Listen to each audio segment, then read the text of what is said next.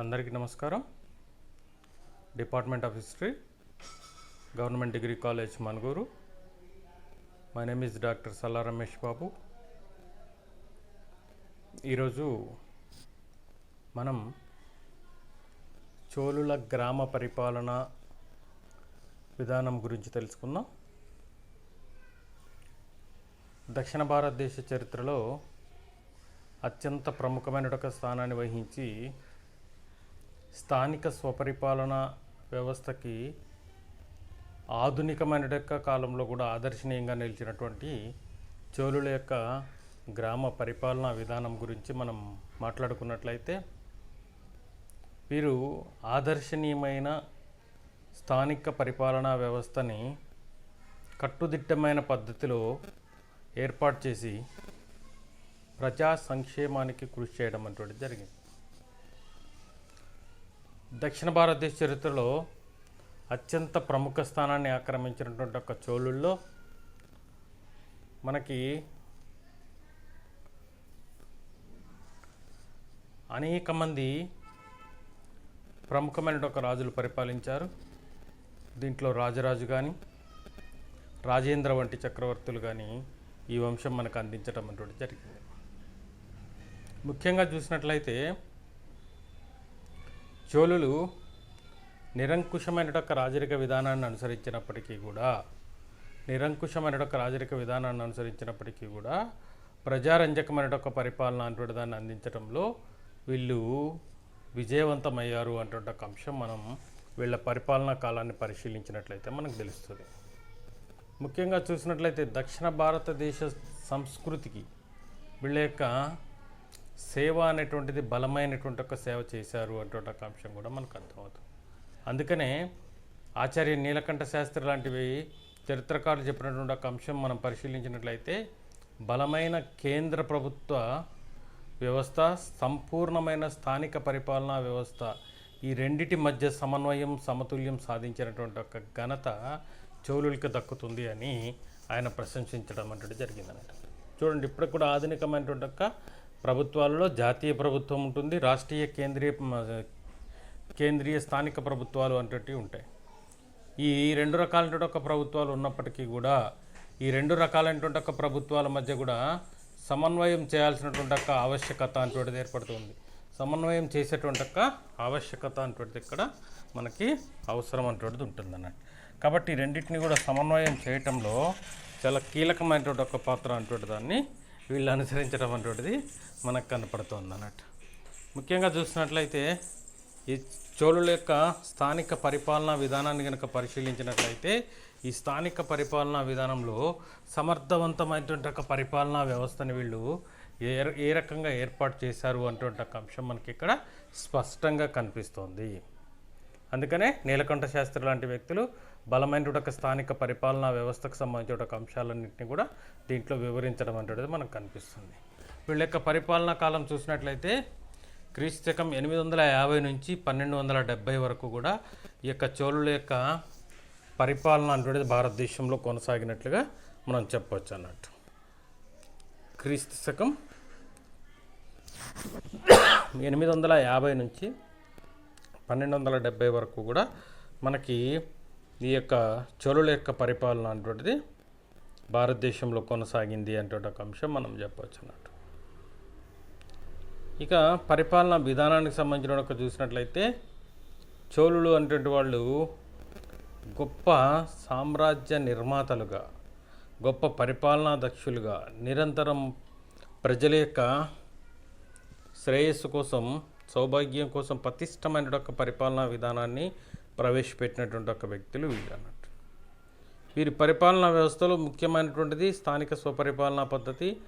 ఆధునికమైనటువంటి ఒక పరిపాలనా వ్యవస్థకి ఆదర్శనీయమైనటువంటి ఒక వ్యవస్థ కూడా వీళ్ళ కాలంలో కొనసాగించేటువంటి ఒక ప్రయత్నం చేస్తూ ఉన్నారు. ఇక్కడ మనం చూసినట్లయితే రాజరిక విధానం అటువంటిది కొనసాగుతుంది. ఈ రాజరిక విధానంలో రాజు అనేటువంటి ఒక వ్యక్తి, సర్వాధికారాలు కలిగినటువంటి ఒక వ్యక్తిగా రాజు అనేటువంటి ఒక వ్యక్తి ఉంటున్నాడు. రాజు ఏదైతే నిర్ణయం తీసుకుంటున్నాడో దాన్నే పూర్తి స్థాయి నిర్ణయంగా ఇక్కడ ప్రకటించేటువంటి ఒక ప్రయత్నం చేస్తున్నప్పటికీ కూడా ప్రజల యొక్క అభిప్రాయానికి అనుగుణంగా అధికార కేంద్రీకరణ కోసం కాకుండా అధికార వికేంద్రీకరణ అటువంటి దాన్ని వీళ్ళు సాధించారు అటువంటి ఒక అంశం మనం చెప్పవచ్చు. కేవలం అధికారం అంటే దాన్ని ఒక ప్రాంతంలో కేంద్రీకరించకుండా అధికారం అటువంటి దాన్ని వికేంద్రీకరించి వీళ్ళ యొక్క పరిపాలనా వ్యవస్థ అటువంటి దాన్ని కొనసాగించారు అని చెప్పవచ్చు. అందుకనే రాజరిక విధానం అయినప్పటికీ పరిపాలనాపరమైన ఒక అంశాలన్నింటిలో కూడా రాజులు పూర్తి స్థాయి అధికారం అటువంటి దాన్ని కొనసాగించినప్పటికీ కూడా గ్రామీణ స్థాయి పరిపాలనా వ్యవస్థ అటువంటి దానికి వీళ్ళు అధిక ప్రాధాన్యత అటువంటి దాన్ని ఇవ్వడం అంటుంది కనపడుతుంది మనకి. అందుకనే గ్రామీణ జీవన విధానంలో వీళ్ళు ఆదర్శనీయమైనటువంటి ఒక పరిపాలనా వ్యవస్థ అటువంటి దాన్ని కూడా ఇక్కడ మనకు అందించారు అటువంటి ఒక అంశం మనం చెప్పచ్చు అన్నట్టు. ఆదర్శనీయమైనటువంటి ఒక స్థానిక పరిపాలనా వ్యవస్థ అటువంటి దాన్ని మనకి చోళులు భారతీయులకి అందించారు అటువంటి ఒక అంశాన్ని ఇక్కడ మనం చెప్పచ్చు అన్నట్టు. ఇక్కడ వీళ్ళ గ్రామ పరిపాలనా వ్యవస్థకు సంబంధించిన ఒక అంశం చూసినట్లయితే గ్రామ పరిపాలన అటువంటి దానికి స్థానిక స్వపరిపాలనకి వీళ్ళు అందించినటువంటి ఒక కీలకమైన ఒక విధానం ఎట్లా ఉండేదంటే గ్రామ పరిపాలన అటువంటి దానికి సంబంధించినంత వరకు కూడా 2 గ్రామ సభలు అటువంటి ఉండేవి అన్నట్టు. గ్రామ పరిపాలనా వ్యవస్థను చూసుకోవడానికి 2 గ్రామ సభలు అటువంటి ఉండేవి అన్నట్టు. అధికార వికేంద్రీకరణ ద్వారా కేంద్ర స్థాయి నుంచి గ్రామ స్థాయి వరకు అధికార వికేంద్రీకరణ అటువంటి దాన్ని కొనసాగించేవాళ్ళు. ఇక్కడ గ్రామ స్థాయి పరిపాలనా వ్యవస్థలో గ్రామాన్ని యూనిట్గా చేసుకొని పరిపాలనా పరమైన అంశాలన్నింటిలో కూడా చొరవ తీసుకునేటువంటి ఒక ప్రయత్నం చేసేవాళ్ళు. దాంట్లో భాగంగానే వీళ్ళు గ్రామ పరిపాలనకు అధిక ఇంపార్టెన్స్ అటువంటి దాన్ని ఇచ్చేసి గ్రామ పరిపాలనకు 2 రకాల సంఘాలను ఏర్పాటు చేసుకోవడం జరిగింది. ఒకటేమో గ్రామ సభ, రెండవదేమో గ్రామ సంఘం అంటే ఒక 2 రకాల సంస్థల్ని ఏర్పాటు చేసుకోవడం అటువంటి జరిగిందండి. ముఖ్యంగా చూసుకున్నట్లయితే గ్రామ సభ అనేటువంటి దాన్ని చూసినట్లయితే ఇది గ్రామ పెద్దల సభ. గ్రామ సభ అనేటువంటిది గ్రామంలో ఒక పెద్దల సభ. గ్రామ పరిపాలనా బాధ్యతలన్నింటినీ కూడా ఇక్కడ ఈ గ్రామ సభ ద్వారా నిర్వహించడం అనేటువంటిది జరిగేదన్నట్టు. వీరి కాలంలో చూసుకున్నట్లయితే 3 రకాలైనటువంటి ఒక గ్రామాలు ఉన్నట్లుగా కనిపిస్తుంది. ఊర్, నగరం, సభ అనేటువంటి 3 రకాలైనటువంటి ఒక గ్రామాలు ఇక్కడ గ్రామ సభ ద్వారా పరిపాలన నిర్వహించబడేటువంటి ఒక 3 రకాల గ్రామాలు ఉండేవి. అవి ఊర్, నగరం, సభ అనేటువంటి ఈ 3 ఉండేవి అన్నట్టు. ఇక గ్రామ సంఘాలకు సంబంధించిన ఒక అంశాల్లో చూసుకున్నట్లయితే గ్రామ పరిపాలన నిర్వహణలో గ్రామ పెద్దలకు సహాయపడే విధంగా గ్రామ సంఘాల యొక్క ఏర్పాటు అనేటువంటి దాన్ని ఏర్పాటు చేయడం జరిగింది.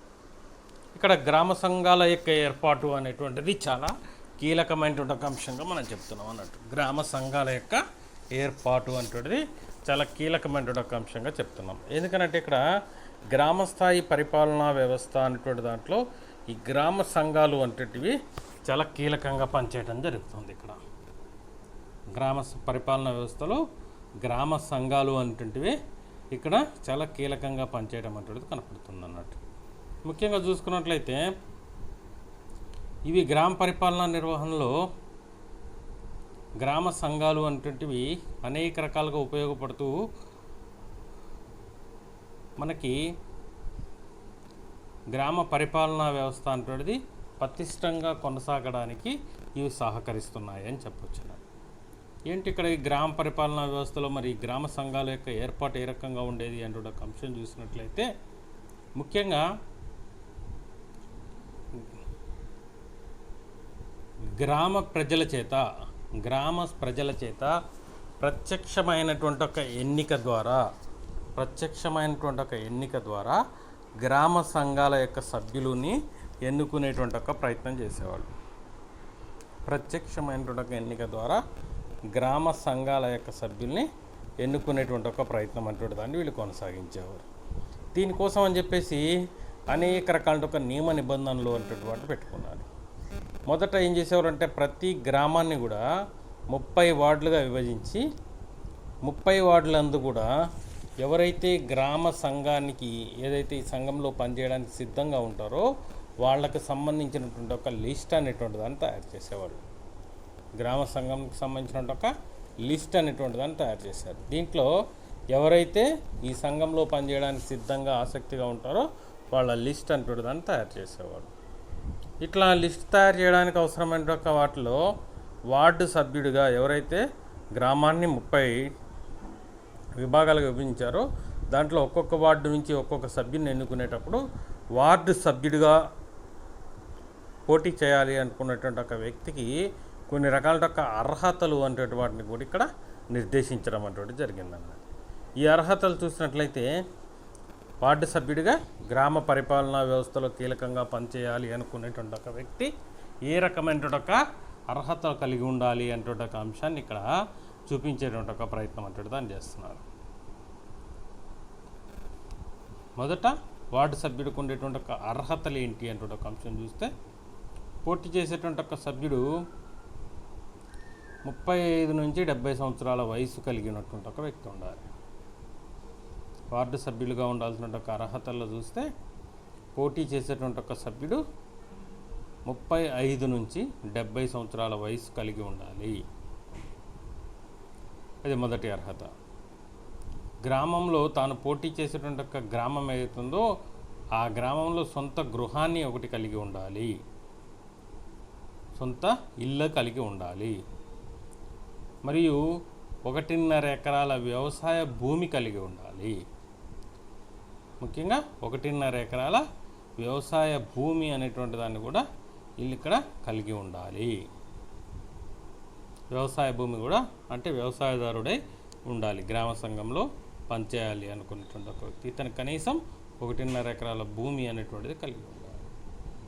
అంతేకాకుండా ధర్మశాస్త్రాలని అధ్యయనం చేసినటువంటి ఒక వ్యక్తి అయి ఉండాలి. ఏదైతే ప్రాచీన కాలం నుంచి కూడా భారతీయ ధర్మశాస్త్రాలు అనేటివి అనేక ధర్మశాస్త్రాలు మనకు అందుబాటులో ఉంటాయి. ఈ ధర్మశాస్త్రాల్లో పరిపాలనా విధానానికి సంబంధించిన అనేక అంశాలను దీంట్లో మనకి పొందుపరచడం అనేటువంటి జరుగుతుంది అన్నట్టు. కాబట్టి ఈ ధర్మశాస్త్రాలు ఏవైతే చెప్పబడుతున్న అంశాలు ఏవైతే ఉన్నాయో వాటి మీద పూర్తి అవగాహన అనేటువంటిది కలిగి ఉండాలి.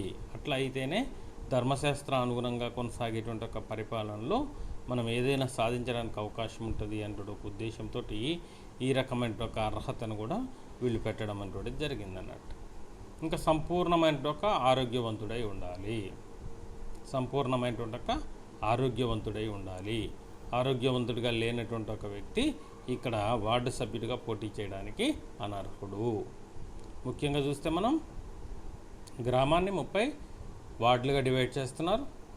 ప్రతి వార్డులో నుంచి కూడా ఎవరైతే ఆసక్తి కలిగినటువంటి ఒక వ్యక్తులు ఉన్నారో ఆసక్తి కలిగినటువంటి ఒక వ్యక్తులను ఏం చేయమంటున్నారంటే వాళ్ళు అర్హతలు కలిగి ఉన్నట్లయితే పోటీ చేయడానికి వారికి పర్మిషన్ అనేటువంటి దాన్ని, అనుమతి అనేటువంటి దాన్ని ఇచ్చే ప్రయత్నం చేస్తున్నారు. ముఖ్యంగా మనం వార్డు సభ్యుడికి ఉండవలసిన అర్హతలు చూసినప్పుడు ఇతర పోటీ చేసేటువంటి ఒక సభ్యుడు 35 నుంచి 70 సంవత్సరాల వయసు కలిగి ఉండాలి. తర్వాత గ్రామంలో సొంతగా నివాసం కలిగి ఉండాలి. మరి 1.5 ఎకరాల భూమి అనేటువంటి దాన్ని కూడా కలిగి ఉండాలి. అంతేకాకుండా ధర్మశాస్త్రాల పట్ల అవగాహన కలిగి ఉండాలి, వాటిని అధ్యయనం చేసిన వ్యక్తి అయి ఉండాలి అనేటువంటి ఒక అంశాన్ని కూడా ఇక్కడ నియమ నిబంధనతో పెట్టడం అనేటువంటి జరిగిందండి. అంతేకాకుండా సంపూర్ణమైన ఒక ఆరోగ్యవంతుడై ఉండాలి అనేటువంటి ఒక నిబంధనను కూడా ఇక్కడ వీళ్ళు పొందుపరచడం అనేటువంటి జరిగింది అన్నట్టు. ఈ అర్హతలతో పాటు ఏదైతే గ్రామ సంఘంలో పనిచేయడానికి ఏదైతే అర్హతలు ఉన్నాయో ఈ అర్హతలతో పాటు కొన్ని అనర్హతలు అనేటువంటి వాటిని కూడా గుర్తించడం అనేటువంటి జరిగింది అన్నట్టు. ఏంటి అనర్హతలు ఏంటి అంటే ఒక అంశంలో చూసినట్లయితే గ్రామ సంఘంలో పనిచేయడానికి గరిష్టంగా కేవలం 3 సార్లు మాత్రమే అవకాశం అనేటువంటిది ఉండేది. గ్రామ సంఘంలో పనిచేయడానికి గరిష్టంగా 3 సార్లు మాత్రమే అవకాశం అనేటువంటిది ఉండేది. కాబట్టి సంఘంలో కనుక 3 సార్లుగా సభ్యుడిగా కనుక పనిచేసిన వ్యక్తి అయినట్లయితే ఆయన తిరిగి మళ్ళీ గ్రామ సంఘంలో పనిచేయడానికి అనర్హుడుగా పేర్కొనేవారు. తర్వాత అవినీతి ఆరోపణలు ఎదుర్కొనేవారు అనర్హులుగా చెప్పడం అనేటువంటి జరిగిందన్నారు. అంటే గతంలో పనిచేసినటువంటి ఒక సందర్భంలో కానీ ఇతరత్ర ఏదైనా అవినీతి ఆరోపణలు కనుక ఇతని మీద ఉన్నట్లయితే అతను ఎట్టి పరిస్థితుల్లో కూడా గ్రామ సంఘంలో పనిచేయడానికి అనర్హుడుగా నిర్దేశించే ప్రయత్నం అనేది దాన్ని చేశారు. అంతేకాకుండా ప్రభుత్వానికి చెల్లించాల్సిన పన్నులు ఏవైతే ఉన్నాయో ఆ పన్నులు చెల్లించిన వారు కూడా అనర్హులే. ఉదాహరణకి గ్రామానికి సంబంధించినంతవరకు వ్యవసాయ భూమి మీద ఉన్నటువంటి ఒక పన్ను కానీ, ఇంటి పన్ను కానీ, తర్వాత ఇతరత్ర అనేక రకాల ఒక ట్యాక్స్ పంచాయతీ పరిధిలో నిర్వహించబడిన అనేక రకాల ఒక ట్యాక్స్ని చెల్లించడంలో స్వచ్ఛత చూపించినటువంటి ఒక వ్యక్తి కానీ, ఎగ్గొట్టినటువంటి ఒక వ్యక్తులు కానీ, బకాయిలు ఉన్నటువంటి ఒక వ్యక్తులు కూడా ఎవరైనా సరే దీంట్లో పోటీ చేయడానికి, గ్రామ సంఘంలో పోటీ చేయడానికి అనర్హులుగా చెప్పడం అటువంటి జరిగిందన్నట్టు. ఇది కూడా ఒక అనర్హతగా చెప్పడం అటువంటి జరిగిందన్నట్టు. అంతేకాకుండా పంచమహాపాతకాలు ఏవైతే ఉన్నాయో, ఈ 5 రకాలైనటువంటి ఒక తప్పులు ఏవైతే ఉన్నాయో వాటిలో ఏది చేసినప్పటికీ కూడా అనర్హుడుగా నిర్దేశించడం అటువంటి జరిగిందన్నమాట. పంచమహాపాతకాల్లో ఏది చేసినా కూడా అతడు అనర్హుడిగా చెప్పడం అటువంటి జరిగిందన్నమాట. అర్హతలకు సంబంధించిన ఒక అంశం చూసినప్పుడేమో 35 నుంచి 70 సంవత్సరాల వయసు కలిగి ఉండాలి, సొంత గృహము 1.5 ఎకరాల సొంత భూమి కలిగి ఉండాలి, వ్యవసాయ భూమి ఉండాలి, ధర్మశాస్త్రాలు చదివి ఉండాలి, సంపూర్ణ ఆరోగ్యవంతుడై ఉండాలి అనేటువంటి ఒక అర్హతలు. అనర్హతలకు సంబంధించిన ఒక అంశంలో చూసినట్లయితే అంతకు పూర్వం 3 సార్లు సభ్యుడిగా పోటీ చేసినటువంటి ఒక వ్యక్తి అనర్హుడుగా అన్నారు. అవినీతి ఆరోపణలు ఎదుర్కొంటున్న ఒక వ్యక్తులు ఎవరైతే ఉన్నారో వాళ్ళు అనర్హులుగా చెప్తున్నారు. అదేవిధంగా ప్రభుత్వానికి చెల్లించవలసిన ఒక బకాయిలు ఏమైనా పెండింగ్ ఉన్నట్లయితే వాళ్ళు కూడా అనర్హుడుగా చెప్తున్నారు. అంతేకాకుండా పంచమహాపాతకాల్లో దేన్ని చేసినప్పటికీ కూడా వీరు అనర్హుడిగా ప్రకటించేటువంటి ఒక ప్రయత్నం చేస్తాము. ఇక సభ్యుడు అనర్హతలు అర్హతలు రెండు పరిశీలించిన తర్వాత సభ్యుల యొక్క ఎవరు పోటీ చేస్తున్నారు అంటే దాని మీద ఒక స్పష్టత అంటేది వచ్చిన తర్వాత వాళ్ళని ఎన్నుకునేటువంటి ఒక విధానం అంటేది చాలా ప్రాధాన్యత కలిగినట్టు. ఎవరైతే వార్డు సభ్యులుగా ఎన్నుకోవడానికి అర్హతలు కలిగి ఉన్నారో ఆ అర్హతలు కలిగి ఉన్నటువంటి ఒక వ్యక్తులందరినీ కలిపి వాళ్ళ పేర్లన్నీ కూడా ఒక చిట్టీల మీద రాసి వాటిని ఒక కుండలో వేసేవారు. కుండలో వేసి వాటిని బాగా కలిపిన తర్వాత ఒక బాలుడి సహాయంతో ఒక చిట్టీని తీసేవారు. ప్రతి వార్డులో ఎంతమంది అయితే ఆ గ్రామ సంఘంలో పనిచేయడానికి వార్డు నుంచి, గ్రామాన్ని 30 వార్డులుగా డివైడ్ చేశారు కదా, ఆ డివైడ్ చేసినట్టు ఒక 30 వార్డులో ఒక్కొక్క వార్డులో ఎంతమంది పోటీ పడుతున్నారో వాళ్ళకు సంబంధించిన ఒక చిట్టీలన్నీ ఒక కుండలో వేసి ఒక చిట్టీ తీసేవారు. ఆ చిట్టీ వచ్చినటువంటి ఒక వ్యక్తి ఆ వార్డు సభ్యుడిగా ఎన్నికైనట్లుగా ప్రకటించేవారు. ఈ విధంగా ప్రతి వార్డులోని గ్రామ సభ్యులందరినీ కూడా ఎన్నుకోవడం అనేటువంటిది జరిగింది. దీనివల్ల ఏమవుతుందంటే లాటరీ పద్ధతి ద్వారా ఎవరైతే ఆసక్తి కలిగినటువంటి ఒక వ్యక్తులు ఎవరైతే ఉన్నారో వాళ్ళు లాటరీ పద్ధతి ద్వారా ఎన్నుకోబట్టడం అనేటువంటిది జరిగింది. దీని ద్వారా ఎన్నికల ఖర్చు కానీ తర్వాత అనేక రకాల ఒక ప్రలోభాలకు గురి చేయడానికి అవకాశం అనేటువంటిది లేకపోవడం వల్ల స్వచ్ఛమైనటువంటి ఒక పరిపాలన గ్రామ స్థాయిలో అందించడానికి అవకాశం అనేటువంటిది లభించేది. అందుకనే గ్రామస్థాయి పరిపాలనా వ్యవస్థ అనేటువంటి దాన్ని పటిష్టంగా, అంటే గ్రామాలు ప్రాథమికమైనటువంటి ఒక అనేక రకాల ఒక అవసరాలతో కూడినటువంటి ఒక ప్రాంతాలుగా ఉంటాయి కాబట్టి ఇక్కడ ఏ రకమైన ఒక రాజకీయపరమైన ఒక ఘర్షణలు కానీ ఎటువంటి కూడా పరిపాలనాపరమైన ఒక అంశాలకి రాకూడదు అంటున్న ఒక ఉద్దేశంతో ఈ రకమైన ఒక విధానం అంటే దాన్ని రూపొందించడం అంటే జరిగిందన్నట్టు. ఎన్నికల సమయం వరకు మాత్రమే రాజకీయపరమైన ఒక అంశాలు ఉండేవి. తర్వాత గ్రామ పరిపాలనా వ్యవస్థ అందరినీ కూడా అందరి సహకారంతో గ్రామాల యొక్క అభివృద్ధి కోసం కృషి చేసే ప్రయత్నం అంటే దాన్ని చేసేవారు. ఇట్లా 30 వార్డులలో నుంచి కూడా 30 మంది సభ్యుల్ని ఎన్నుకునేటువంటి ఒక ప్రయత్నం చేసేవారు. ఇట్లా ఎన్నికైనటువంటి ఒక వ్యక్తులు పరిపాలనాపరమైన ఒక అంశాల్లో ఏ రకమైనటువంటి ఒక కార్యక్రమాలు నిర్వహించాలి అనేటువంటి ఒక అంశాన్ని చూసినప్పుడు ఏదైతే గ్రామ సభ సభ్యులు ఏదైతే ఎన్నికవుతున్నారో వాళ్ళకి సంబంధించినటువంటి ఒక అధికారాలు ఏ రకమైన ఒక అధికారాలు ఉంటాయి గ్రామ సంఘానికి అంటే ఒక అంశం చూస్తే గ్రామంలో ఉన్నటువంటి ఒక పన్నులు వసూలు చేయడం అనేటువంటిది చాలా కీలకమైనటువంటి ఒక విధిగా ఉండేది. ఇక్కడ పరిపాలన కొనసాగించేటువంటి ఒక రాజులు కూడా గ్రామానికి సంబంధించినంత వరకు కూడా పన్నులు వసూలు చేసే అధికారం గ్రామ సభలకు అప్పగించేవారు.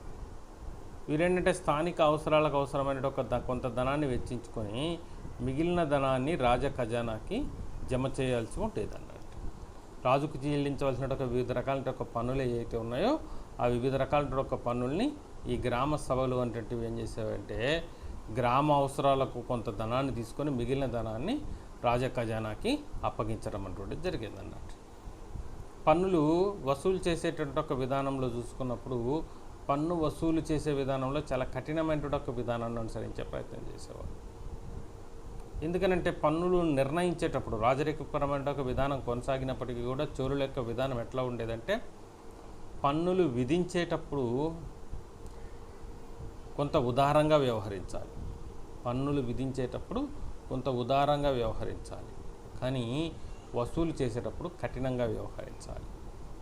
అంటే ఎందుకంటే పన్ను విధించేటప్పుడే ఉదారంగా, అంటే పంట పండేటువంటి ఒక పంటలో చెల్లించగలిగేటువంటి ఒక శక్తి కంటే కూడా కొంత తక్కువైన పన్ను విధించాలి, కానీ వసూలు చేసేటప్పుడు మాత్రం విధించబడినటువంటి ఒక పన్నులో ఎవరికీ మినహాయింపు ఇవ్వకూడదు అనేటువంటి ఒక అంశాన్ని వీళ్ళు ఇక్కడ కొనసాగించడం అనేటువంటిది జరిగిందన్నట్టు. అందుకనే వీళ్ళ యొక్క పన్నుల విధానం అనేటువంటి దాన్ని కూడా ఒక నిర్దిష్టంగా కఠినమైనటువంటి ఒక పన్ను విధానం అనేటువంటి దాన్ని కొనసాగించారు. వీళ్ళు పన్నులు చెల్లించని వాళ్ళ ఆస్తుల్ని జప్తు చేసేటువంటి ఒక ప్రయత్నం కూడా చేసేవాళ్ళు గ్రామ సంఘాలు. అంతేకాకుండా గ్రామ సంఘాలకి పన్నుల విషయానికి సంబంధించిన ఒక అంశంలో కొంత అధికారం అనేటువంటిది ఉండేదన్నాడు. గ్రామంలో పంటలు పండనటువంటి ఒక సందర్భంలో కానీ, కరువు కాటకాలు వచ్చిన సందర్భంలో కానీ, వరదలు వచ్చిన సందర్భంలో కానీ, అంటే అతివృష్టి అనావృష్టి ఏ సందర్భంలో అయినా పంటలు పండనటువంటి ఒక సందర్భం కనుక వచ్చినట్లయితే పన్నులలో హెచ్చు తగ్గులు చేసుకునేటువంటి ఒక అధికారం అనేటువంటిది గ్రామ సభలకు ఉండేది. ఇది వీళ్ళకు ఉండటం చాలా కీలకమైన ఒక అధికారం. ఏదైతే గ్రామీణ స్థాయిలోనే నిర్ణయం తీసుకోవడం వల్ల గ్రామ ప్రజలందరికీ కూడా ఒక సమర్థవంతమైన ఒక న్యాయం అందడానికి అవకాశం ఉంటుంది. కేంద్ర స్థాయిలో ఉన్నటువంటి ఒక రాజులు ఈ గ్రామ స్థాయి నిర్ణయాలు తీసుకోవడానికి చాలా వ్యవధి పడుతుంది కాబట్టి కరువు కాటకాలు కానీ ఏదైనా క్లిష్టమైన ఒక సందర్భాలు వచ్చినప్పుడు ఆ పన్ను శాతాన్ని తగ్గించేటువంటి ఒక అధికారం అంటుంది దాన్ని గ్రామ సంఘాలకే ఇవ్వడం అంటుంది జరిగిందన్నాడు. దీనివల్ల కూడా మనకి ఏ రకమైన ఒక అవకాశం ఏర్పడుతుందంటే గ్రామ సంఘాలకి సమర్థవంతమైనటువంటి ఒక పన్ను విధానాన్ని కొనసాగించడానికి ఒక అవకాశం అంటుంది ఇక్కడ లభిస్తుంది. సమర్థవంతమైనటువంటి ఒక పన్ను విధానం, ఎక్కడ కూడా అవకతవకలకి ఆస్కారం లేనటువంటి ఒక విధానం అన్నట్టు. ఎందుకంటే గ్రామ స్థాయి పరిస్థితులన్నీ కూడా గ్రామీణ ప్రాంతంలో ఉన్నటువంటి యొక్క పరిపాలకులైనటువంటి ఒక గ్రామ సంఘాలకు సంబంధించిన ఒక సభ్యులకి తెలిసి ఉంటుంది. కాబట్టి ఏ రకంగా కూడా గ్రామ సంఘ సభ్యుల్ని మోసం చేయడానికి అవకాశం లేదు. అంటే గ్రామంలో ఉన్నటువంటి పరిస్థితులు, పంట పండే పరిస్థితి ఉందా లేదా అనేటువంటి అంశాలన్నీ కూడా వారికి పూర్తి స్థాయి అవగాహన అనేటువంటిది ఉంటుంది. కాబట్టి పన్నులు వసూలు చేసేటువంటి ఒక సందర్భంలో కానీ వీళ్ళకి పూర్తి అధికారం అంటే దాన్ని ఇచ్చేవాడు. అందుకనే కరువు కాటకాల సందర్భాల్లో కూడా రాజు యొక్క అనుమతి అవసరం లేకుండానే పన్నుల శాతాన్ని తగ్గించే అధికారం కూడా ఇక్కడ వీళ్ళు గ్రామ సభలకి సంఘానికి అప్పగించడం అంటే జరిగింది. తర్వాత ఇంకా కీలకమైన ఒక అంశం ఏంటంటే నేర విచారణలు చేపట్టేటువంటి అధికారం కూడా ఈ గ్రామ సంఘాలకు ఉండడం అంటే జరిగింది అన్నట్టు. ప్రాచీన కాలం నుంచి కూడా మనం చూస్తూనే ఉన్నాం, గ్రామ స్థాయిలోనే గ్రామాలు అనేటువంటి స్వయం పోషకాలుగా కొనసాగటం, గ్రామాలకు అవసరమైన ఆహార ఉత్పత్తి దగ్గర నుంచి అనేక రకాల పరిపాలన అవసరాల దగ్గర నుంచి అన్ని రకాల అంశాలన్నీ కూడా గ్రామాలే నిర్ణయించుకునేటువంటి ఒక అధికారం అంటేది ప్రాచీన కాలం నుంచి భారతీయ గ్రామాలకు లభించడం అంటేది కనపడుతుంది మనకి ఇక్కడ. మరి ఇక్కడ ప్రాచీన కాలం నుంచి కూడా గ్రామ స్థాయికి సంబంధించిన ఒక అధికారాలని గ్రామాలకే ఉంటున్నాయి. కాబట్టి ఇక్కడ వీళ్ళు గ్రామ స్థాయిలో వచ్చేటువంటి ఒక సమస్యలు ఏవైతే ఉన్నాయో ఈ గ్రామ స్థాయిలో వచ్చేటువంటి ఒక వివాదాలన్నింటినీ కూడా పరిష్కరించుకునేటువంటి ఒక అధికారం కూడా గ్రామాలకు అప్పగించడం అటువంటిది జరిగిందన్నట్టు. ఇట్లా గ్రామ స్థాయిలోనే ఇక్కడ అనేక రకాల నేరానికి సంబంధించిన ఒక శిక్షలు అనేటువంటి వాటిని విధించడం కూడా మనకు కనిపిస్తున్నటువంటి ఒక ఆప్షన్. ఇక చెరువులని ఆజమాయిషీ చేయడం. చెరువులను ఆజమాయిషీ చేయడం అంటే ప్రతి గ్రామంలో కూడా వ్యవసాయ సాగుకు అవసరమైనటువంటి ఒక నీటిపారుదల సౌకర్యాలు అనేటివి చాలా కీలకమైనటువంటి ఒక అంశాలు అన్నట్టు. వ్యవసాయాన్ని సంబంధించినటువంటి ఒక సాగు చేయడానికి అవసరమైన ఒక సాగునీరు అనేటువంటి చాలా కీలకమైనటువంటి ఒక అంశం అన్నట్టు. ఈ సాగునీరు అనేటువంటిది ప్రతి గ్రామంలో ప్రతి ఆయకట్టు ప్రాంతానికి కూడా సాగునీరు అందించేటువంటి ఒక బాధ్యత అంటున్నది గ్రామ సంఘాలకు అప్పగించేవాళ్ళు అన్నట్టు. దీని ద్వారా ఏమవుతుందంటే గ్రామంలో ఉండే ఒక పరిస్థితుల మీద పూర్తి అవగాహన అంటున్నది గ్రామ సంఘానికి ఉంటుంది. కాబట్టి రైతుల మధ్య సమన్వయం చేయటం, వారి మధ్య ఏ రకమైన ఒక వివాదాలు లేకుండా సమస్యల్ని పరిష్కరింపజేసేటువంటి ఒక ప్రయత్నాన్ని కూడా ఇక్కడ గ్రామ సంఘాలు అంటే కొనసాగించే అన్నట్టు. అందుకని చెరువుల మీద పూర్తి ఆజమాయిషి అనేటువంటి దాన్ని ఇచ్చి, అంటే ఏ సమయంలో నీళ్లు వాటర్ అనేటువంటిది రైతులకు అందించాలి, ఏ సందర్భంలో అందించినట్లయితే వారికి పూర్తి స్థాయిలో పంటలు పండడానికి అనుకూలమైన ఒక వాతావరణం ఉంటుంది. తర్వాత గ్రామ స్థాయి నుంచి అంటే ప్రతి మడికి నీరు అందించాలి అనేటువంటి ఒక ఉద్దేశంతో గ్రామీణ కాలువలు అంటే వాటి అన్నింటినీ కూడా పర్యవేక్షణ చేసేటువంటి ఒక బాధ్యత అంతా కూడా గ్రామ సంఘాలకే అప్పగించబడటం అనేటువంటిది జరిగేది అన్నట్టు. అంతేకాకుండా పచ్చదనాన్ని రక్షించడం కోసం అని చెప్పేసి ఇక్కడ ఉద్యానవనాల యొక్క పెంపకం అనేటువంటి దాన్ని కూడా ఇక్కడ వీళ్ళు కొనసాగించేటువంటి ఒక అధికారం అనేటువంటి దాన్ని ఇక్కడ గ్రామ సంఘాలకే అప్పగించడం అనేటువంటిది కూడా మనకు కనిపిస్తుంది. అంతేకాకుండా దేవాలయాల యొక్క నిధుల నిర్వహణ, గ్రామీణ ప్రాంతాల్లో ఉన్నటువంటి ఆలయాలు ఏవైతే ఉన్నాయో ఈ ఆలయాలకు ఉన్నటువంటి యొక్క నిధులు అనేటువంటి వాటిని అన్నింటినీ కూడా నిర్వహించేటువంటి ఒక బాధ్యత కూడా గ్రామ సంఘాల్లో ఉండేవి. ఈ గ్రామాల్లో ఉన్నటువంటి ఆలయాల్లో ద్వీప నైవేద్యాలకు ఏ రకమైనటువంటి ఒక ఆటంకం లేకుండా రాజులు కొంత భూమిని కేటాయించడం, కొంత భూమి ద్వారా వచ్చేటువంటి ఒక ఆదాయాన్ని కేటాయించడం అనేటువంటిది సహజంగా జరిగేటువంటి ఒక ప్రక్రియ. ఇట్లా దేవాలయాలకు ఉన్నటువంటి ఒక నిధులు ఏవైతే ఉన్నాయో, మాన్యాలు ఏవైతే ఉన్నాయో, ఈ మాన్యాలకి ఇవ్వబడ్డటువంటి ఒక భూముల్ని సాగు చేయడం, తర్వాత వాటి ద్వారా వచ్చేటువంటి ఒక ఆదాయం అనేటువంటిది సక్రమంగా ద్వీప నైవేద్యాల కోసం అని చెప్పేసి ఉపయోగించే విధంగా దాన్ని ఆజమాయిషీ చేయడం, తర్వాత దేవాలయాల యొక్క నిర్వహణ, దాంట్లో పనిచేసేటువంటి ఒక వారికి ఇచ్చేటువంటి ఒక జీతభత్యాలు, వీటికి సంబంధించిన అన్ని రకాల అంశాలన్నింటినీ కూడా ఇక్కడ గ్రామ సంఘాలు అనేటువంటివి చూసుకోవాల్సిన ఒక అవసరం అనేటువంటిది ఏర్పడేదండి. ఇక తర్వాత నీటిపారుదల సౌకర్యాలకు సమకూర్చడం అనేటువంటి, నీటిపారుదల సౌకర్యాలు సమకూర్చడం అనేటువంటి ఒక అంశం తీసుకున్నట్లయితే ఇంతకు మనం అనుకున్నట్లే చెరువుల ద్వారా వచ్చేటువంటి ఒక నీరు ఆయకట్టు ప్రాంతాలన్నిటికీ కూడా కింది స్థాయి వరకు కూడా చేరే విధంగా పరిశీలన చేయడం, దానికి సంబంధించిన ఒక అవసరమైన అనేక రకాల ఏర్పాట్లు చేయడం అనేటువంటిది కూడా మనకి ఇక్కడ చేయవలసినటువంటి ఒక కీలకమైన ఒక బాధ్యతగా గ్రామ సంఘాలకు ఉన్నటువంటి ఒక బాధ్యతగా చెప్పవచ్చు అన్నమాట.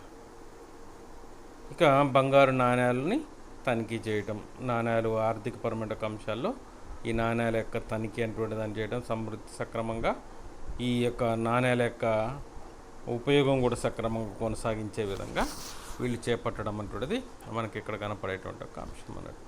మొత్తంగా చూసుకున్నట్లయితే మనం పరిపాలనాపరమైన ఒక వ్యవస్థలో సమర్థవంతమైనటువంటి ఒక పరిపాలనా వ్యవస్థను ఏర్పాటు చేయడంలో వీరు తమ యొక్క ప్రత్యేకత అంటే దాన్ని కనపరిచి ఆధునికమైనటువంటి ఒక భారతదేశ పరిపాలనా వ్యవస్థకు ఆదర్శనీయమైనటువంటి ఒక విధానాన్ని వీళ్ళు అనుసరించే విధంగా మనం ఇందాకే చెప్పుకున్నాం. గ్రామాలకు సంబంధించినటువంటి ఒక పరిపాలనా వ్యవస్థలను ఏర్పాటు చేసుకునేటటువంటి ఒక సందర్భంలోనే గ్రామ సంఘాలు అనేటువంటి వాటిని కీలకంగా పనిచేయించే ప్రయత్నం చేయడం, గ్రామ సంఘాల ద్వారా గ్రామంలో ఉన్నటువంటి ఒక ప్రతి ఒక్క సభ్యుడిని కూడా దీంట్లో భాగస్వామ్యం చేయడం, ప్రతి ఒక్కరికి కూడా ఈ గ్రామ సంఘాల్లో పనిచేసేటువంటి ఒక అవకాశం అంటే దాన్ని ఇవ్వడం. అందుకనే చెప్పాము ఇంతకుముందు మనం అర్హతల్లో చెప్పేటప్పుడు కూడా చెప్పాం, మనం పోటీ చేసేటువంటి ఒక వ్యక్తి 3 సార్లుకి మించి పోటీ చేయకూడదు. అంటే వీని యొక్క పోటీ చేసి గెలిచినటువంటి ఒక వ్యక్తి యొక్క పదవీ కాలం 1 సంవత్సర కాలం ఉండేది, పదవీ కాలం 1 సంవత్సర కాలం మాత్రమే ఉండేది. అంటే గరిష్టంగా ఇతడు 3 సంవత్సరాల కాలం మాత్రమే పనిచేయడానికి అర్హత కలిగి ఉంటాడు. దీనివల్ల ఏమవుతుందంటే ప్రతి ఒక్కళ్ళు కూడా ఆసక్తి ఉన్న ప్రతి ఒక్కరికి కూడా అవకాశం రావడానికి ఇది ఒక ఆస్కారంగా ఉంటుంది. కాబట్టి వీళ్ళు ఏం చేసేవాళ్ళంటే గ్రామ పరిపాలనాపరమైన ఒక వ్యవస్థలో చాలా కీలకమైన ఒక ఈ విధానం అంటూ దాన్ని తీసుకురావడం అంటూ జరిగింది అన్నట్టు. ఇంకా మనం చెప్పుకున్నాం, వార్డు సభ్యుడిగా అర్హత చేసేటప్పుడు భారతీయుడై ఉండాలి, 35 నుంచి 70 సంవత్సరాల వయసు ఉండాలి, సొంత గృహాన్ని కలిగి ఉండాలి, తర్వాత వ్యవసాయ భూమి అనుకునే దాన్ని కూడా కలిగి ఉండాలి, తర్వాత ధర్మశాస్త్రాలని అధ్యయనం చేసినటువంటి ఒక వ్యక్తితో పాటు సంపూర్ణ ఆరోగ్యవంతుడైనటువంటి ఒక వ్యక్తిగా ఉన్నవాడు మాత్రమే అర్హుడు అంటే ఒక అంశం చెప్పడం జరిగింది అన్నట్టు.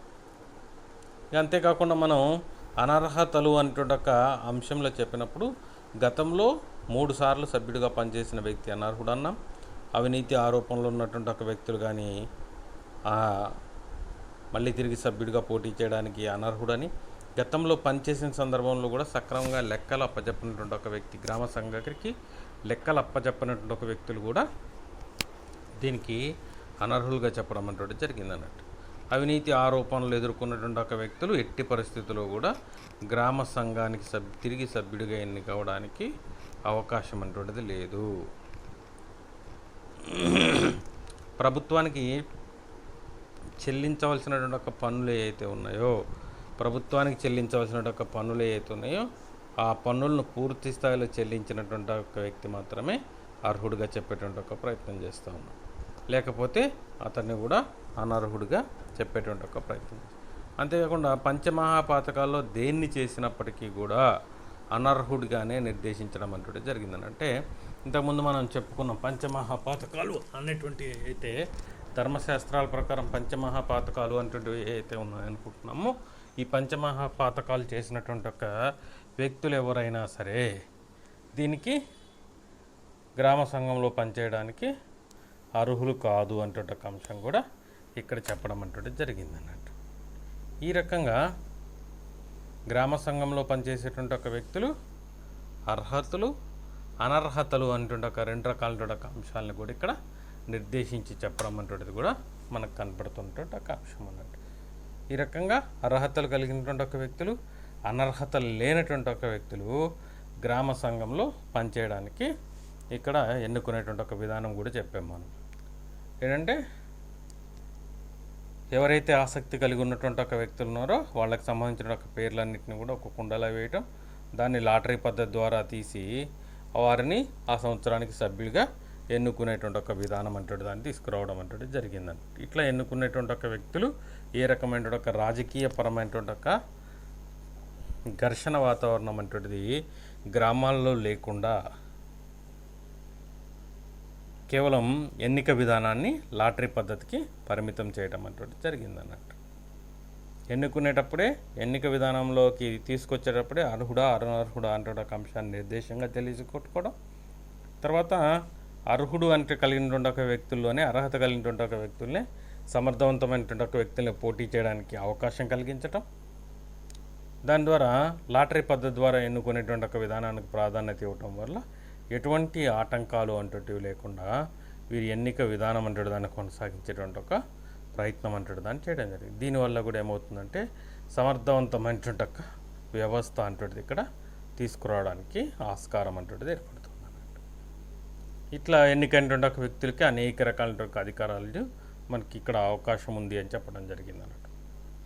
ఒకటి ఏంటంటే గ్రామాల్లో ఉంటుండే ఒక వ్యక్తుల దగ్గర పన్ను వసూలు చేసేటువంటి ఒక విధానం, తర్వాత పన్ను చెల్లించినటువంటి ఒక వ్యక్తుల యొక్క ఆస్తుల్ని జప్తు చేసేటువంటి ఒక విధానాన్ని కూడా ఇక్కడ చెప్పడం అనేది జరిగిందన్నమాట. అంతేకాకుండా కరువు కాటకాల సమయాల్లో కానీ ఇతర సందర్భాల్లో కానీ పన్నులని హెచ్చు తగ్గులు చేసేటువంటి ఒక అధికారం అంటుండే దాన్ని కూడా ఇక్కడ వీరికి అప్పగించడం అంటుండే జరిగిందన్నట్టు. తర్వాత నేరపరమైన ఒక విచారణ చేసి శిక్షించేటువంటి ఒక విధానాన్ని ఇవ్వడం, చెరువుల్ని ఆజమాయిషీ చేసేటువంటి ఒక ప్రయత్నం చేయడం, తర్వాత ఉద్యానవనాలను పర్యవేక్షణ చేసేటువంటి ఒక విధానం, తర్వాత దేవాలయాల యొక్క నిధుల నిర్వహణ, నీటిపారుదల సౌకర్యాలు సమకూర్చేటువంటి ఒక ప్రయత్నం చేయడం, ప్రాథమిక స్థాయిలో విద్యా సంస్థలను నెలకొల్పేటువంటి ఒక ప్రయత్నం చేయడం, బంగారు నాణ్యాలు మొదలుగున్నటువంటి వాటన్నిటిని కూడా తనిఖీ చేసేటువంటి ఒక అధికారం అంటే దాన్ని కూడా వీళ్ళకి అప్పగించడం అంటే జరిగిందన్నట్టు. అంటే దీన్ని బట్టి ఏమవుతుందంటే గ్రామ స్థాయిలో ఉండేటువంటి యొక్క ప్రతి ఒక్క అధికారం అంటే దాన్ని కూడా గ్రామ సంఘానికి అప్పగించడం అంటే జరిగిందన్నట్టు. గ్రామ స్థాయిలో ఉండేటువంటి యొక్క ప్రతి ఒక్క అధికారం అంటే దాన్ని వీళ్ళకి అప్పగించడం జరిగింది. ఈ అధికారాలన్నీ కూడా సమర్థవంతంగా నిర్వహించబడటానికి అవసరమైనటువంటి అనేక రకాల సౌకర్యాలు కూడా వీళ్ళకి అందించేటువంటి ఒక ప్రయత్నం అంటే దాన్ని కూడా ఇక్కడ మనం వీళ్ళ కాలంలో చూసాం. రాజులు పూర్తి స్థాయి అధికారం అంటే దాన్ని చోళుల కాలంలో పూర్తి స్థాయి అధికారం అంటే దాన్ని గ్రామీణ ప్రాంతంలో ఉన్నటువంటి గ్రామ సంఘాలకి అప్పగించడం వల్లనే వీళ్ళు గ్రామ పరిపాలన అంటే దాన్ని సమర్థవంతంగా కొనసాగించేవారు. మనం ప్రాచీన కాలం నుంచి కూడా భారతీయ రాజకీయ విధానాన్ని పరిశీలించినప్పటికీ కూడా రాజులు గ్రామస్థాయి అధికారం అంటే దాన్ని గ్రామ సంఘాలకి అప్పగించేవాడు. ఎందుకంటే రాజులు రాజరిక విధానంలో రాజులు మారిన ప్రతి సందర్భంలో కూడా గ్రామస్థాయి పరిపాలనా వ్యవస్థను మొత్తాన్ని కూడా మార్చేటువంటి ఒక ప్రయత్నం చేసేవాళ్ళు కాదు. దీనివల్ల ఏమయ్యేదంటే గ్రామస్థాయిలో సమర్థవంతమైన ఒక పరిపాలనా విధానం కొనసాగేది. రాజులు గ్రామస్థాయి వరకు కూడా ఏ రకమైన ఒక అంశం మీద ఆసక్తి కనపరచనప్పటికీ కూడా పరిపాలనా వ్యవస్థలో చొరవ చూపెట్టినప్పటికీ కూడా గ్రామ సంఘాలు గ్రామ పరిపాలన కొనసాగించాయి. కాబట్టి సమర్థవంతమైన ఒక పరిపాలనా వ్యవస్థ అంటువంటిది కొనసాగడానికి ఆస్కారం అంటువంటిది ఏర్పడేది అన్నట్టు. ఇది కూడా చాలా కీలకమైనటువంటి ఒక అంశం అంటే, ఎందుకంటే ప్రతి సందర్భంలో కూడా గ్రామ పరిపాలనా వ్యవస్థ మీద రాజులు ఆజమాయిషీ పెట్టడం అనేటువంటి సాధ్యమయ్యేటువంటి ఒక కార్యక్రమం కాదు. గ్రామాలు అనేక గ్రామాల యొక్క సమూహంగా రాజ్యాలు ఉండడం వల్ల ప్రతి గ్రామం మీద కూడా వీళ్ళు ప్రత్యేకమైన ఒక చొరవ చూపించేటువంటి ఒక అవకాశం అంటున్నది లేదు. కాబట్టి గ్రామ సంఘాలకే ఎక్కువ అధికారాలు అప్పగించడం అంటున్నది కూడా మనం ప్రాచీన కాల విధానంలో, మనం భారతీయ విధానంలో మనం చూస్తున్నాం. అందుకనే గ్రామాలు అంటే స్వయం పోషకాలుగా రావడం, గ్రామాలు అన్ని రకాల రంగాల్లో అభివృద్ధి చెందడం, గ్రామాలు అన్ని ఆర్థికపరమైన అంశాలన్నింటిలో కూడా అభివృద్ధిని కొనసాగించడం అంటుంది కూడా మనకి కనపడేటువంటి ఒక కీలకమైనటువంటి ఒక అంశాలు. ఇవన్నిటిని పరిశీలించినట్లయితే మనకి ఈ విషయాలన్నీ కూడా మనకు అర్థమవుతున్నాయి. గ్రామస్థాయి పరిపాలనా వ్యవస్థకి టోటల్గా గ్రామాలే కేంద్రాలుగా మనకి ఇక్కడ గ్రామ సంఘాల ద్వారానే పరిపాలనా వ్యవస్థ అంటుంది దాన్ని కొనసాగింపజేశారు అంటుండే ఒక అంశం మనం ఇక్కడ చెప్పవచ్చు. అందుకనే మనం చెప్తున్నాం గ్రామ పరిపాలనా వ్యవస్థలో భారతీయ గ్రామీణ వ్యవస్థకే ఆదర్శనీయమైన ఒక వ్యవస్థను వీళ్ళు అందించారు అని చెప్తున్నాం. చోళుల కాలం నాటి అంశాల గురించి చెప్పేటప్పుడు మనం కీలకంగా చెప్పేటువంటి ఒక అంశం ఏంటంటే, వీళ్ళు గ్రామ స్థాయిలో అనేక రకాల ఒక విధులు నిర్వహిస్తున్నారు, పన్ను వసూలు చేస్తున్నారు, అనేక రకాల ఒక కార్యక్రమాలు నిర్వహించుతున్నారు అంటే అంశం కంటే కూడా భారతీయ గ్రామీణ పరిపాలనా వ్యవస్థ అనేటువంటి దాన్ని పటిష్టమైన ఒక స్థితిలో ఏర్పాటు చేసి ఆధునికమైన ఒక భారతీయ పరిపాలనకు కూడా ఒక దిశానిర్దేశం అంటే దాన్ని చేపట్టడం జరుగుతుంది అంటే ఒక అంశం చెప్పారు. ఎందుకంటే భారతీయ విధానం చూసుకున్నప్పుడు మనం భారతదేశం ప్రాచీన కాలం నుంచి కూడా అనేక రకాల ఒక గ్రామీణమైన ఒక జీవన విధానంతో కూడినటువంటి ఒక గ్రామాల యొక్క సమూహంగా ఉంటుంది. ఒక్కొక్క ప్రాంతం ఒక్కొక్క రకమైన ఒక ఆచార సాంప్రదాయాలతోటి, ఒక్కొక్క ప్రాంతం ఒక్కొక్క రకమైన ఒక జీవన విధానంతో, ఒక్కొక్క ప్రాంతం ఒక్కొక్క రకమైన ఒక నియమ నిబంధనలతోటి పరిపాలన వ్యవస్థ అంటుంది దాన్ని కొనసాగించే అలవాటు అంటున్నది ప్రాచీన కాలం నుంచి భారతీయ విధానంలో ఉందన్నట్టు. ప్రాచీన కాలం నుంచి ఉన్నటువంటి భారతీయ విధానం ఏదైతే ఉందో అదే విధానాన్ని వాళ్ళు కొనసాగించే అవకాశం అటువంటి దాన్ని ఇవ్వడం వల్ల ఆధునిక కాలం వరకు కూడా వాళ్ళ యొక్క ప్రత్యేకతని పల్లెలు చాటుకోగలుగుతున్నాయి. పల్లె జీవన విధానంలో వారి యొక్క స్థానికంగా ఉన్నటువంటి ఒక సంస్కృతి సాంప్రదాయాలకి, తర్వాత వాళ్ళ దగ్గర ఉన్నటువంటి అనేక రకాల అంశాలన్నీ కూడా మేళవించడానికి గల కారణం ఏంటంటే ఆనాటి రాజులు ఇచ్చినటువంటి ఒక అద్భుతమైన ఒక అవకాశం, వారి యొక్క పరిపాలనా వ్యవస్థని వారు కొనసాగించుకునే విధంగా ఒక అవకాశం ఏంటంటే దాన్ని ఇవ్వడమే.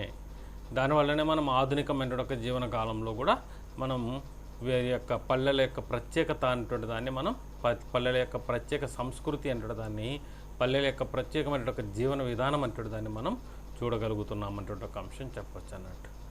ఎంత ఆర్థికపరమైన ఒక అంశాల్లో అనేక రంగాల్లో స్వయం పోషకాలుగా వ్యవహరిస్తున్నప్పటికీ కూడా వారి యొక్క స్వయం పరిపాలనా వ్యవస్థ అంటుంటిది చాలా కీలకమైనటువంటి ఒక వ్యవస్థని, దాన్ని చోళులు అనేటువంటి వాళ్ళు ప్రోత్సహించినటువంటి ఒక వ్యవస్థగా మనం చెప్పవచ్చు అనేటువంటిది కీలక అంశం. అందుకనే విడి మహజన్ అనేటువంటి ఒక పండితుడు చోళ పాలనా కాలం స్థానిక స్వపరిపాలనా వ్యవస్థ మత, సారస్వత, శిల్ప, కళారంగాల్లో సాధించినటువంటి ఒక అభ్యున్నతి అనేటువంటిది తర్వాత కాలాలలో ఏ కాలంలో కూడా సాధించబడలేదు అని శ్లాఘించారు. ఇక్కడ మనం చాలా విడి మహజన్ అంటుంటే ఒక వ్యక్తి చెప్పినటువంటి ఒక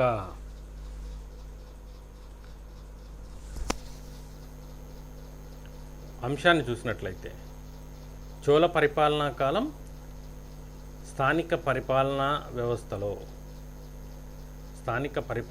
వ్యవస్థలో మతపరమైన, సారస్వతపరమైన, శిల్ప కళారంగాల్లో కూడా అత్యున్నతమైన ఒక అభ్యున్నతి అంటే దాన్ని సాధించింది అని చెప్తున్నారు. ఇది భారతీయ వ్యవస్థలో మళ్ళీ ఏ కాలంలో కూడా ఇంతటి స్వేచ్ఛ అనేటువంటి సాధించబడలేదు అంటున్న ఒక అంశాన్ని కూడా ఇక్కడ వీడి మహాజన్ లాంటి వ్యక్తులు చెప్తున్నారు.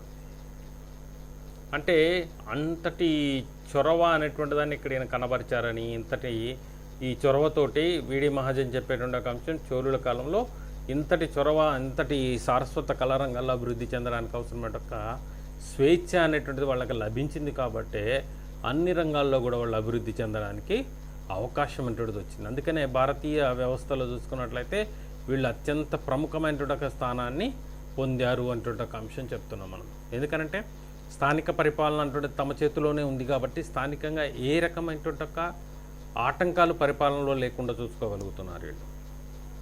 ఎందుకంటే మనం ఇంతకుముందు వీళ్ళకు ఉన్నటువంటి ఒక అధికారాలు చూసుకున్నప్పుడు మనం చెప్పాం ఏంటంటే పన్నులు చెల్లించేటువంటి ఒక అధికారం, వీళ్ళ పన్నులు చెల్లించడానికి అవసరమైన ఒక నిర్దేశించబడిన ఒక శిస్తు ఎంత ఉంది అంటే ఒక అంశాన్ని నిర్దేశించేది గ్రామ సభల ద్వారానే నిర్వహించబడేది. తర్వాత కరువు కాటకాలు వచ్చినప్పుడు ఆదుకునేటువంటి ఒక అవకాశం వచ్చినప్పుడు కూడా గ్రామ సభల ద్వారా మాత్రమే ఆదుకోవడం అనేటువంటిది జరిగేదన్నమాట. కాబట్టి గ్రామ స్థాయిలోనే పన్నులు నిర్ణయించడం, పన్నులు తగ్గించడం, పెంచడం, పన్నులు రద్దు చేయడం, ఇటువంటి అధికారం అంటే దాన్ని గ్రామ స్థాయిలోనే వాళ్ళే ఇచ్చేటువంటి ఒక ప్రయత్నం అంటే జరిగింది. అంతేకాకుండా ఇంకా న్యాయపరమైన ఒక అధికారాలు కూడా గ్రామ స్థాయిలో, ఇప్పుడు ఆధునికమైన ఒక విధానంలో చూసుకున్నట్లయితే ఒక గ్రామంలో వచ్చేటువంటి ఒక గట్టు పంచాయతీలు అనేటువంటి ఒక చిన్న చిన్న పంచాయతీలను కూడా సుప్రీంకోర్టు వరకు కూడా పరిశీలన కోసం వెళ్ళడం జరిగింది అన్నట్టు. గట్టు పంచాయతీలు అనేటువంటి చాలా చిన్న అంశం, సరిహద్దు వివాదాలుగా ఉన్నటువంటి ఒక చిన్న అంశం, అది కొన్ని గజాలకు సంబంధించిన ఒక ప్లేసులకు సంబంధించిన ఒక అంశాలు కూడా హైకోర్టులు, సుప్రీంకోర్టులు వంటి వాటిలో కూడా పెండింగ్లో ఉండడం అంటే జరిగింది.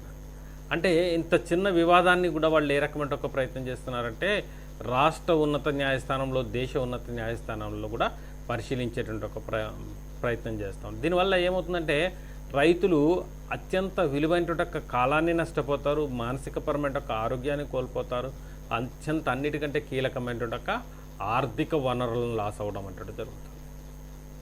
మరి ఇక్కడ గ్రామ స్థాయిలో పరిష్కరించుకోవడానికి అవకాశం ఉన్నటువంటి ఒక సమస్యల్ని హైకోర్టులో, సుప్రీంకోర్టులో కూడా పరిశీలించడానికి వేసేంత ప్రయత్నం చేస్తున్నప్పుడు అది చాలా ఇబ్బందికరమైన ఒక పరిస్థితి, రైతుల యొక్క విధానంలో అనేక రకాల అంశాల్లో ఆటంకాలు కలిగిస్తుంది. కానీ ఇక్కడ చోళుల పరిపాలన కాలంలో ఇటువంటి ఇబ్బంది లేకుండా స్థానికంగా ఉన్నటువంటి ఒక వ్యక్తులకి అధికారం అంటే దాన్ని అప్పగించడంతో చిన్న చిన్న సమస్యలను అయినా సరే గ్రామ స్థాయిలోనే పరిష్కరించుకోవడానికి అవకాశం అంటే లభించేది అన్నట్టు. ఇది కూడా చాలా కీలకమైనటువంటి ఒక అంశంగా మనం చూసినట్లయితే, అంటే సమస్యను చూసినట్లయితే గ్రామ స్థాయిలో సమస్యలు గ్రామంలో పరిష్కరించుకునే వాళ్ళు అనేటువంటి ఒక అంశాన్ని మనం అధ్యయనం చేసేటప్పుడు అది సాధారణ అంశంగా కనిపిస్తున్నప్పటికీ కూడా ఆధునికమైనటువంటి ఒక పోకళ్లతో పోల్చినట్లయితే ఇది చాలా అత్యున్నతమైనటువంటి ఒక అధికారంగా కూడా మనం దీని గురించి చెప్పచ్చు. అందుకనే మనం ఏం చెప్తున్నామంటే ఎటువంటి సందర్భం వచ్చినప్పటికీ కూడా వివాదాస్పదమైనటువంటి ఒక అంశాలు అనేటువంటి వాటిని గ్రామాల్లోనే పరిష్కరించుకునేటువంటి ఒక అధికారం వీళ్ళకి ఇవ్వడం అనేటువంటిది ఒక అద్భుతమైనటువంటి ఒక అవకాశంగా మనం వీళ్ళకి సంబంధించిన ఒక అంశాలు చెప్పేటప్పుడు మనం చెప్పుకోవచ్చు అన్నట్టు. ఇది కూడా చాలా కీలకమైనటువంటి ఒక సంఘటనగా చెప్తాం. ఇట్లా అనేక సందర్భాలలో నీటిపారుదల సౌకర్యాలు అందించే ప్రయత్నం చేయడం కానీ, ప్రాథమికమైన ఒక అంశాలు కానీ, తర్వాత దేవాలయాల నిర్వహణ కానీ, ఈ అన్ని రకాల ఒక అధికారాలన్నీ కూడా గ్రామ స్థాయిలో ఉన్నటువంటి ఒక వీళ్ళకే అప్పగించడం అనేటువంటిది కూడా వీళ్ళ యొక్క పరిపాలనా కాలానికి సంబంధించిన ఒక అంశాలు చూసుకున్నప్పుడు మనకి అత్యంత కీలకమైనటువంటి ఒక అంశంగా మనం చెప్తున్నమాట. అందుకనే మనం వీడి మహాజన్ లాంటి వ్యక్తులు చెప్పినటువంటి ఒక నిర్వచనాన్ని చెప్పినప్పుడు కూడా చోళుల స్థానిక పరిపాలనా వ్యవస్థ కానీ, స్వపరిపాలన వ్యవస్థలో కానీ, మతపరమైన ఒక అంశాల్లో కానీ, సారస్వత శిల్పకళా రంగాల్లో కానీ అత్యున్నతమైన ఒక అభివృద్ధిని సాధించారు అనేటువంటి ఒక అంశాన్ని